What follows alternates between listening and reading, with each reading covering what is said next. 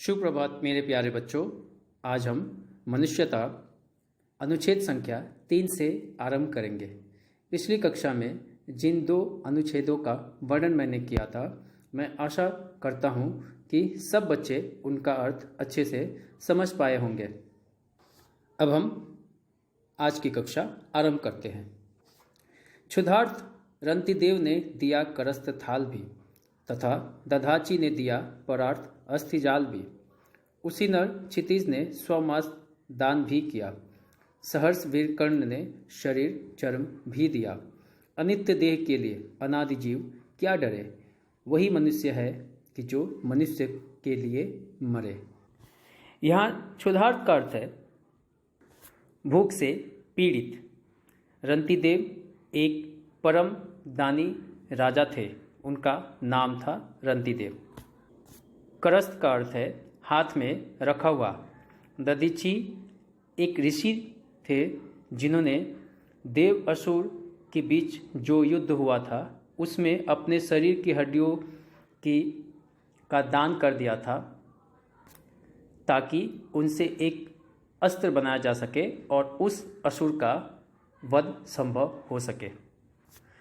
परार्थ का अर्थ है दूसरों के हित में।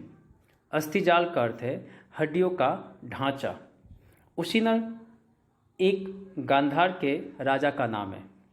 क्षितिज राजा होता है और स्वमास का अर्थ होता है अपने शरीर का मांस। सहर्ष का अर्थ होता है खुशी से। चर्म का अर्थ होता है हमारे शरीर का चमड़ा या चमड़ी। अनित्य का अर्थ है मरणशील, अर्थात जो हमेशा नहीं रहता या नश्वर भी कह सकते हैं, जिसका नाश हो जाता है। अनादि जीव का अर्थ होता है अमर प्राणी या सनातन काल से चला आ रहा प्राणी भी हम कह सकते हैं।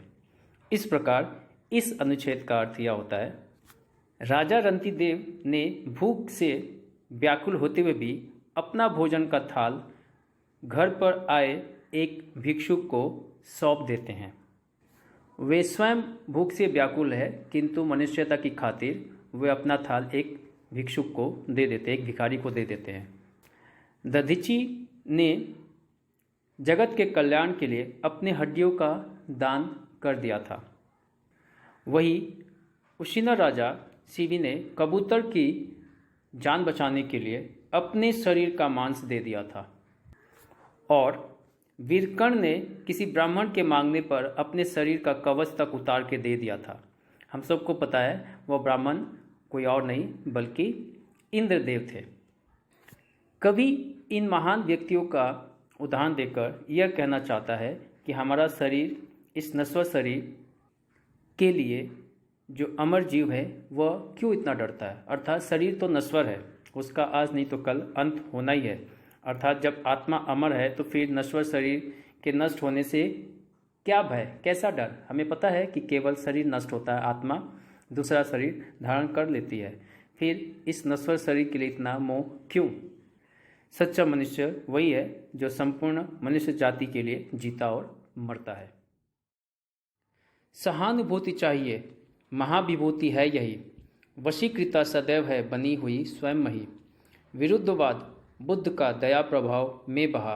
विनीत लोक वर्ग क्या न सामने झुका रहा। आहा वही उदार है परोपकार जो करे। वही मनुष्य है कि जो मनुष्य के लिए मरे। यहाँ सहानुभूति का अर्थ है दूसरों के दुख को अनुभव करना, अर्थात करुणा दिखनाला। अंग्रेजी में इसको सिंपैथी कहते हैं। महाविभूति का अर्थ है महान पूंजी। वशीकृता का अर्थ है वश में की हुई।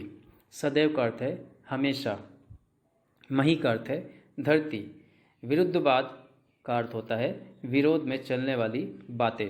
दया प्रभाव का अर्थ है दया का तीव्र भावनाएं। बहा का अर्थ है नष्ट हुआ या दूर हुआ। विनीत का अर्थ है विनय के कारण झुका हुआ, या हम विनम्र भी कह सकते हैं।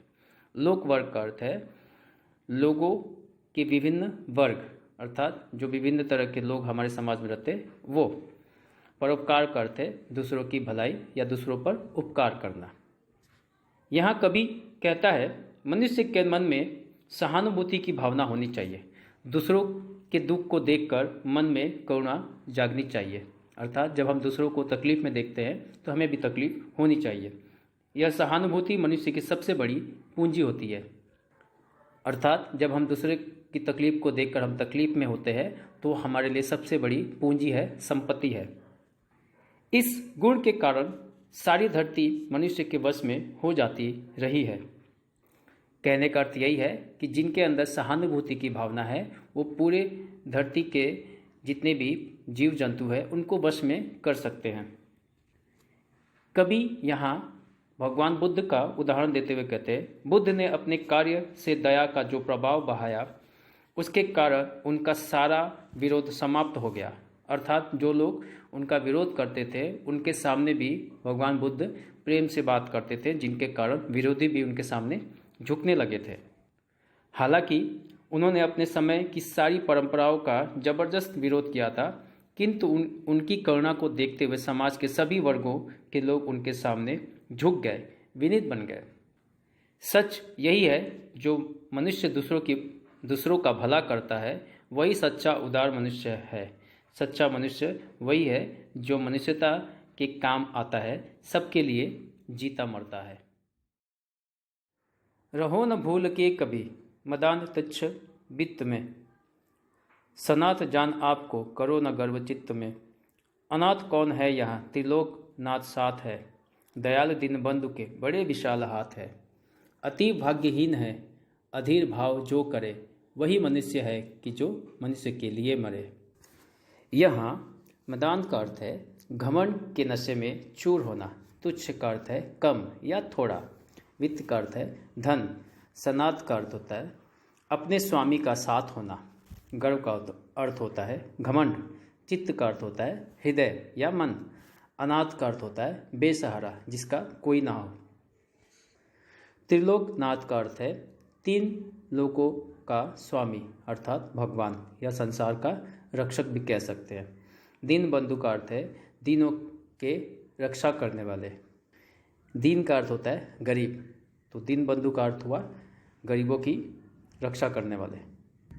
विशाल हाथ का अर्थ है बहुत अधिक शक्ति होना। अतीव का अर्थ है अत्यधिक अर्थात जोर से ज़्यादा। भाग्यहीन का अर्थ है बदकिस्मत। अधीर का अर्थ है धैर्य न रखना या व्याकुलता भी हम कह सकते हैं। यहाँ कवि यह कह रहा है कि हे मनुष्य, धन की प्राप्ति कोई बहुत बड़ी उपलब्धि नहीं है। अर्थात अगर तुम्हारे पास बहुत सारा धन आ जाता है या कमा लेते हो तो यह मत सोचना कि मैं बहुत कुछ पा चुका हूँ। यह तुच्छ उपलब्धि है, यह कोई मायने नहीं रखती। इसलिए इस पर कभी भूल कर भी घमंड मत करना। धन के बल पर या सांसारिक दृष्टि से स्वयं को सुरक्षित अनुभव करके अपने मन में अभिमान न करना। अर्थात अगर तुम्हारे पास अधिक धन है या तुमने अधिक धन कमा लिए हैं तो यह मत सोचना कि मैं इसके दम पर कुछ भी कर सकता हूँ। यह अभिमान करना उचित नहीं है। यह न सोचना कि तुम तो सनाथ हो अर्थात स्वामी तुम्हारे साथ है। धन या परिवारजन तुम्हारे नाथ है जो तुम्हारी रक्षा कर लेंगे। सोच कर देखो, इस संसार में कोई अनाथ नहीं है। सबके सिर पर भगवान त्रिलोकीनाथ का साया है। यह ज़रूरी नहीं है कि जो अमीर है भगवान सिर्फ उनकी ही रक्षा करते हैं, ऐसा बिल्कुल भी नहीं है। गरीबों की भी वह मदद कर सकते हैं क्योंकि वह धन नहीं देखते, सच्चा मन देखते हैं। वह ईश्वर दीनों का अर्थात गरीबों का सहारा है। वे बहुत दयालु है, उनकी शक्ति बहुत अधिक है। वह सबको सुरक्षा और सहारा देते हैं। अतः जो भी मनुष्य अपने मन में अधीरता रखता है अर्थात व्याकुलता रखता है वो बहुत ही अभागा है। सच्चा मनुष्य तो वही है जो दूसरे मनुष्य के लिए काम आता है, उनके लिए जीता और मरता है। मेरे प्यारे बच्चों, आज की कक्षा में इतना ही। अगर किसी छात्र को किसी भी तरह की दुविधा हो तो मुझसे संपर्क कर सकता है। धन्यवाद। सबका दिन शुभ हो।